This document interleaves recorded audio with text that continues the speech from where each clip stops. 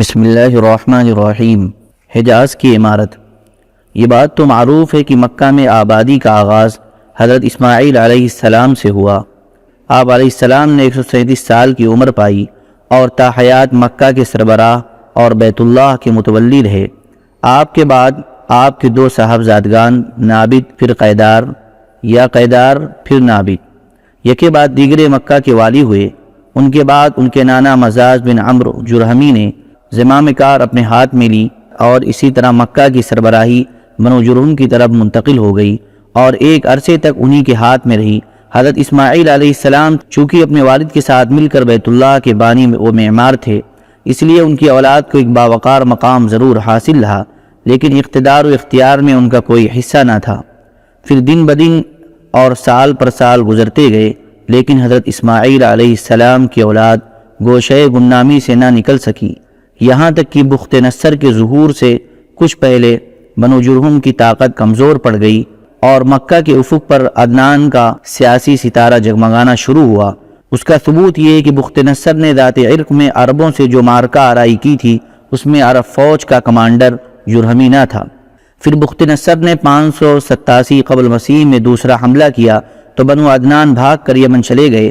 اس وقت بنو اسرائیل کے نبی حضرت یرمیاہ تھے، وہ عدنان کے بیٹے معد کو اپنے ساتھ ملک شام لے گئے، اور جب بخت نصر کا زور ختم ہوا اور معد مکہ آئے تو انہیں مکہ میں قبیلہ جرہم کا صرف ایک شخص جرشم بن جلحمہ ملا۔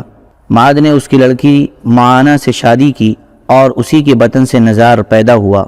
اس کے بعد مکہ میں جرہم کی حالت خراب ہوتی گئی، انہیں تنگ دستی نے آ گھیرا۔ نتیجہ یہ ہوا کہ انہوں نے زائرین بیت اللہ پر زیادتیاں شروع کر دیں اور خانہ کعبہ کا مال کھانے سے بھی دریغ نہ کیا۔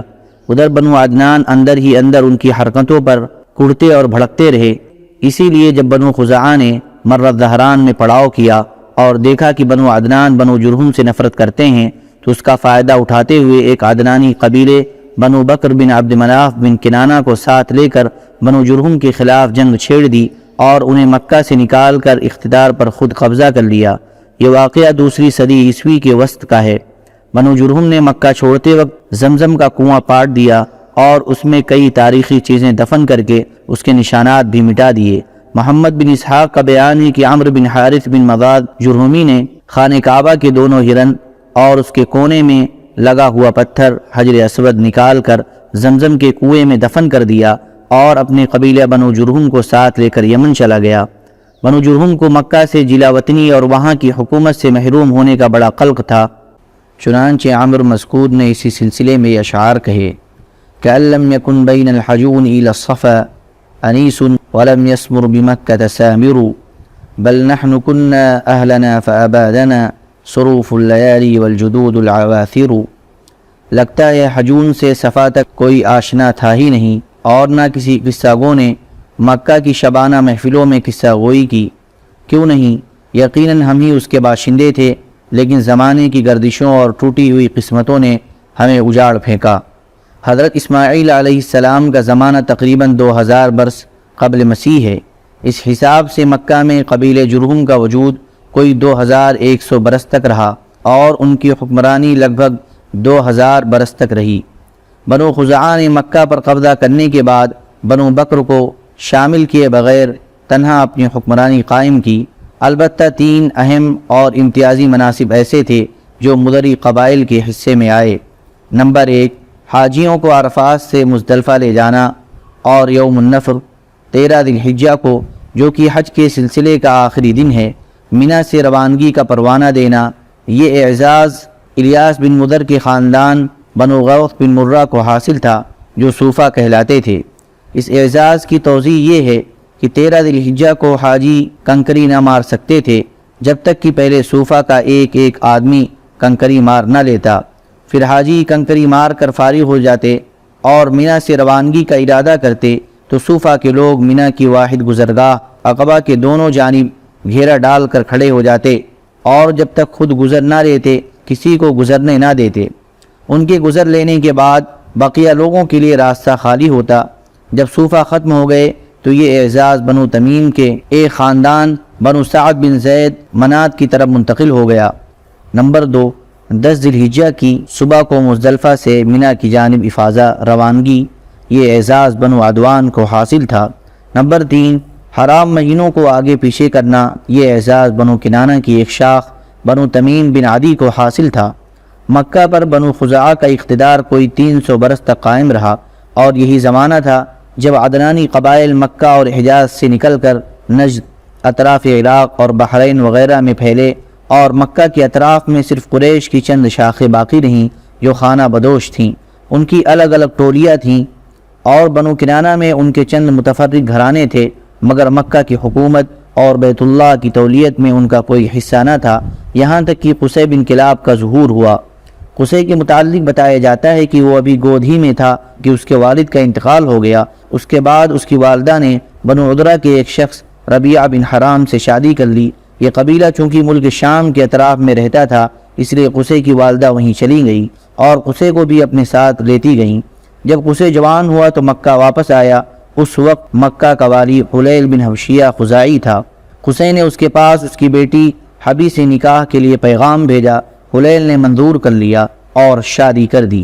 اس کے بعد جب حلیل کا انتقال ہوا تو مکہ اور بیت اللہ کی تولیت کے لیے خزاعہ اور قریش کے درمیان جنگ ہوئی، اور اس کے نتیجے میں مکہ اور بیت اللہ پر قصی کا اقتدار قائم ہو گیا۔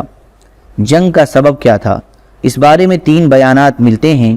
ایک یہ ہے کہ جب قصی کی اولاد پھل پھول گئی، اس کے پاس دولت کی بھی فراوانی ہو گئی اور اس کا وقار بھی بڑھ گیا، اور ادھر حلیل کا انتقال ہو گیا، تو قصی نے محسوس کیا کہ اب بنو خزاعہ اور بنو بکر کے بجائے میں کعبہ کی تولیت اور مکہ کی حکومت کا کہیں زیادہ حقدار ہوں۔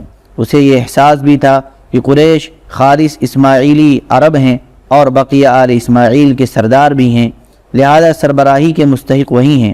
چنانچہ اس نے قریش اور بنو خزاعہ کے کچھ لوگوں سے گفتگو کی کہ کیوں نہ بنو خزاعہ اور بنو بکر کو مکہ سے نکال باہر کیا جائے۔ ان لوگوں نے اس کی رائے سے اتفاق کیا۔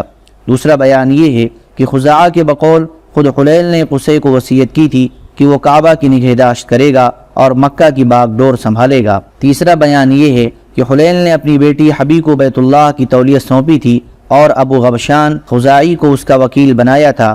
چنانچہ حبی کے نائب کی حیثیت سے وہی خانہ کعبہ کا کلید بردار تھا۔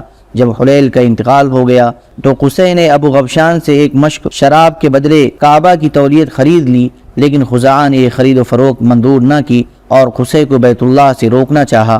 اس پر قصی نے بنو خزاعہ کو مکہ سے نکالنے کے لیے قریش اور بنو کنانہ کو جمع کیا، اور وہ قصی کی آواز پر لبیک کہتے ہوئے جمع ہو گئے۔ بہرحال وجہ جو بھی ہو، واقعات کا سلسلہ اس طرح ہے کہ جب حلیل کا انتقال ہو گیا اور صوفہ نے وہی کرنا چاہا جو ہمیشہ کرتے آئے تھے، تو قصی نے قریش اور کنانہ کے لوگوں کو ہمراہ لیا اور عقبہ کے نزدیک جہاں وہ جمع تھے ان سے آ کر کہا کہ تم سے زیادہ ہم اس اعزاز کے حقدار ہیں۔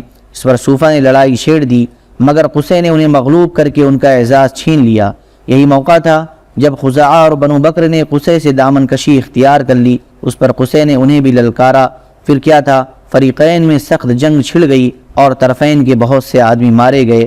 اس کے بعد صلح کی آوازیں بلند ہوئیں اور بنو بکر کے ایک شخص یعمر بن عوف کو حکم بنایا گیا۔ یعمر نے فیصلہ کیا کہ خزاعہ کے بجائے قصی خانہ کعبہ کی تولیت اور مکہ کے اقتدار کا زیادہ حقدار ہے۔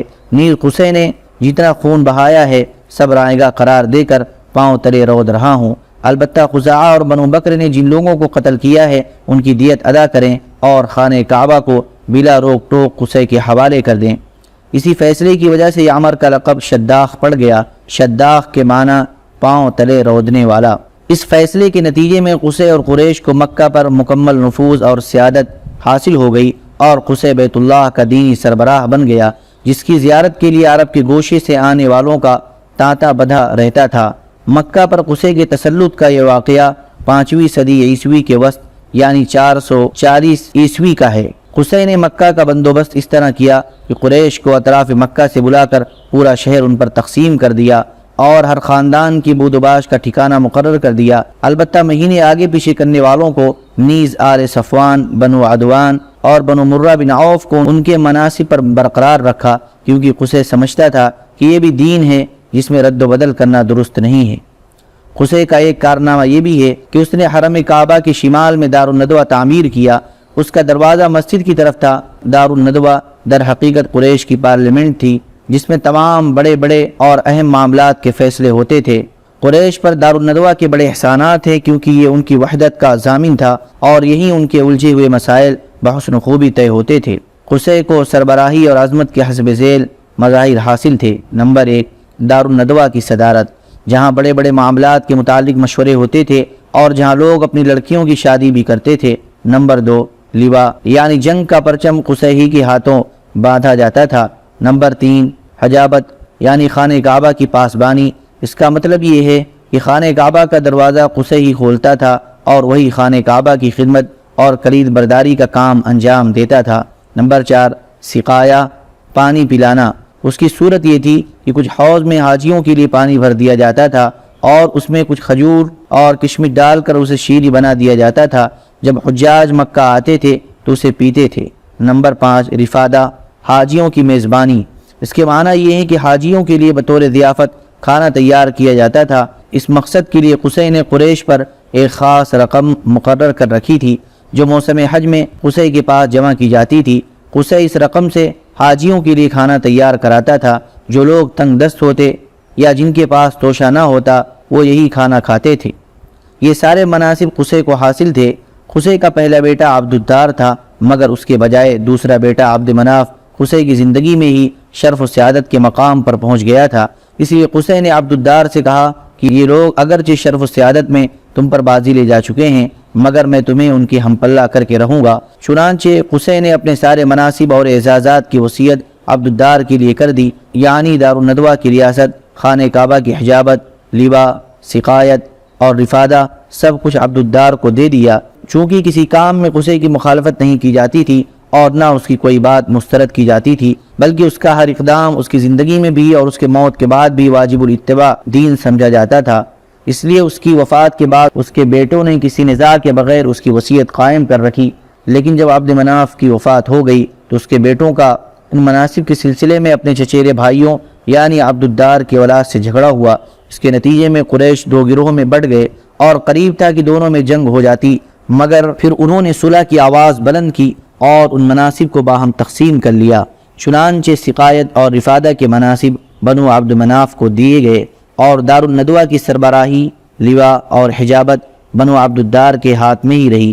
پھر بنو عبد مناف نے اپنے حاصل شدہ مناسب کے لیے قرعہ ڈالا تو قرعہ ہاشم بن عبد مناف کے نام نکلا، لہذا ہاشم نے ہی اپنی زندگی بھر سقایا اور رفادہ کا انتظام کیا۔ البتہ جب ہاشم کا انتقال ہو گیا تو ان کے بھائی مطلب نے ان کی جانشینی کی، مگر مطلب کے بعد ان کے بھتیجے عبد المطلب بن ہاشم نے جو رسول اللہ صلی اللہ علیہ وسلم کے دادا تھے یہ منصب سنبھالا اور ان کے بعد ان کی اولاد ان کی جانشین ہوئی، یہاں تک کہ جب اسلام کا دور آیا تو حضرت عباس بن عبد المطلب اس منصب پر فائز تھے۔ ان کے علاوہ کچھ اور مناصب بھی تھے جنہیں قریش نے باہم تقسیم کر رکھا تھا۔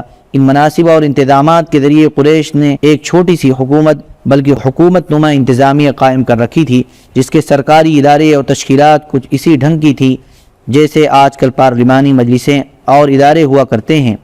ان مناصب کا خاکہ حسب ذیل ہے۔ نمبر 1، ایثار یعنی فالگیری اور قسمت دریافت کرنے کے لیے بتوں کے پاس جو تیر رکھے رہتے تھے ان کی تولیت، یہ منصب بنو جمع کو حاصل تھا۔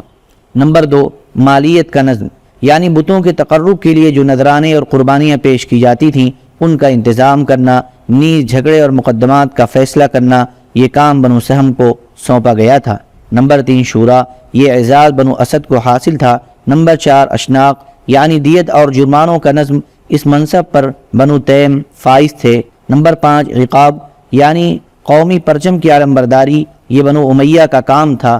نمبر 6، قبا یعنی فوجی کیمپ کا انتظام اور شہ سواروں کی قیادت، یہ بنو مخزوم کے حصے میں آیا تھا۔ نمبر 7، سفارت، بنو عدی کا منصب تھا۔ بقیہ عرب سرداریاں، ہم پچھلے صفحات میں قحطانی اور عدنانی قبائل کے ترک وطن کا ذکر کر چکے ہیں اور بتلا چکے ہیں کہ پورا ملک عرب ان قبائل کے درمیان تقسیم تھا۔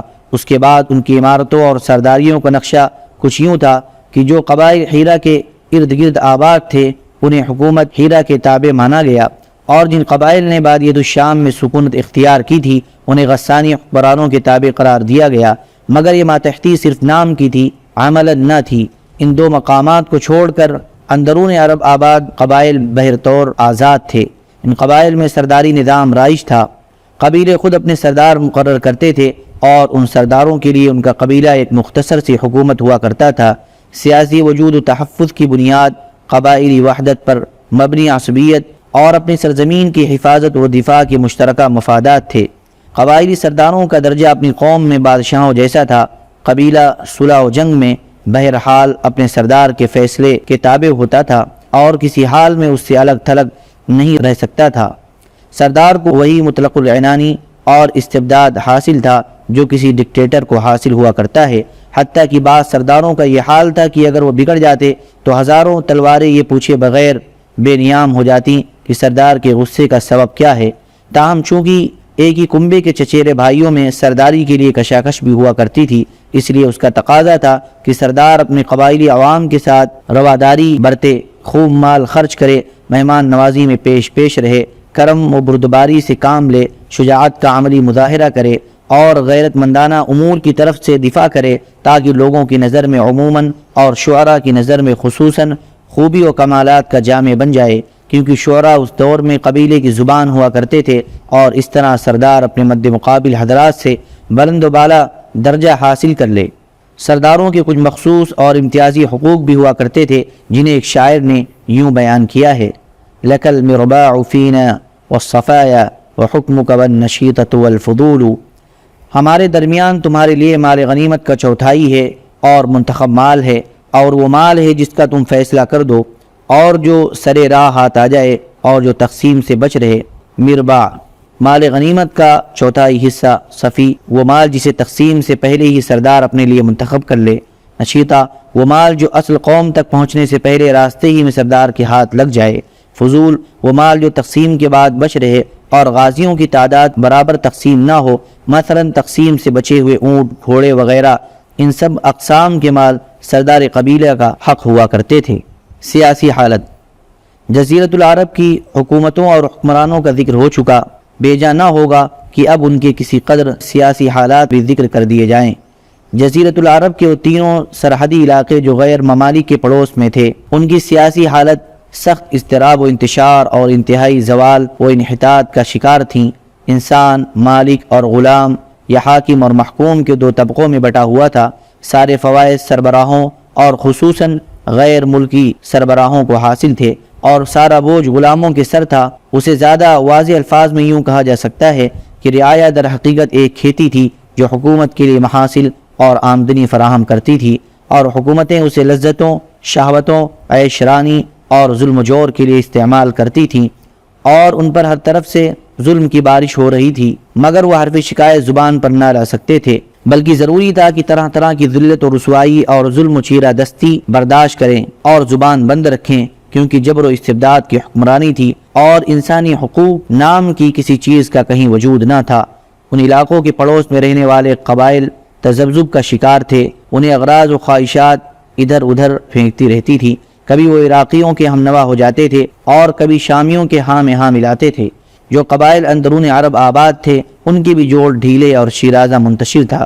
ہر طرف قبائلی جھگڑوں، نسلی فسادات اور مذہبی اختلافات کی گرم بازاری تھی، جس میں ہر قبیلے کے افراد بہر صورت اپنے اپنے قبیلے کا ساتھ دیتے تھے، خواہ وہ حق پر ہو یا باطل پر ہو۔ چنانچہ ان کا ترجمان کہتا ہے: وَمَا أَنَا إِلَّا مِنْ غَزِيَّةٍ إِنْ غَوَتْ غَوَيْتُ وَإِنْ تَرْشُدُ غَزِيَّةُ أَرْشُدِي، میں بھی تو قبیلے غزیہ ہی کا ایک فرد ہوں، اگر وہ غلط راہ پر چلے گا تو میں بھی غلط راہ پر چلوں گا، اگر وہ صحیح راہ پر چلے گا تو میں بھی صحیح راہ پر چلوں گا۔ اندرون عرب کوئی بادشاہ نہ تھا جو ان کی آواز کو قوت پہنچاتا، اور نہ کوئی مرجع ہی تھا جس کی طرف مشکلات و شدائد میں رجوع کیا جاتا اور جس پر وقت پڑنے پر اعتماد کیا جاتا۔ ہاں، حجاز کی حکومت کو قدر و احترام کی نگاہ سے یقیناً دیکھا جاتا تھا اور اسے مرکز دین کا قائد و پاسبان بھی تصور کیا جاتا تھا۔ یہ حکومت در حقیقت ایک طرح کی دنیاوی قیادت اور دینی پیشوائی کا معجون مرکب تھی۔ اسے اہل عرب پر دینی پیشوائی کے نام سے بالادستی حاصل تھی، اور حرم اور اطراف حرم پر اس کی باقاعدہ حکمرانی تھی۔ وہی زائرین بیت اللہ کی ضروریات کا انتظام اور شریعت ابراہیمی کے احکام کا نفاذ کرتی تھی، اور اس کے پاس پارلیمانی اداروں جیسے ادارے اور تشکیلات بھی تھیں، لیکن یہ حکومت اتنی کمزور تھی کہ اندرون عرب کی ذمہ داریوں کا بوجھ اٹھانے کی طاقت نہ رکھتی تھی، جیسا کہ حبشیوں کے حملے کے موقع پر ظاہر ہوا۔ سبحان ربک رب العزة عما یصفون وسلام علی المرسلین والحمد للہ رب العالمین.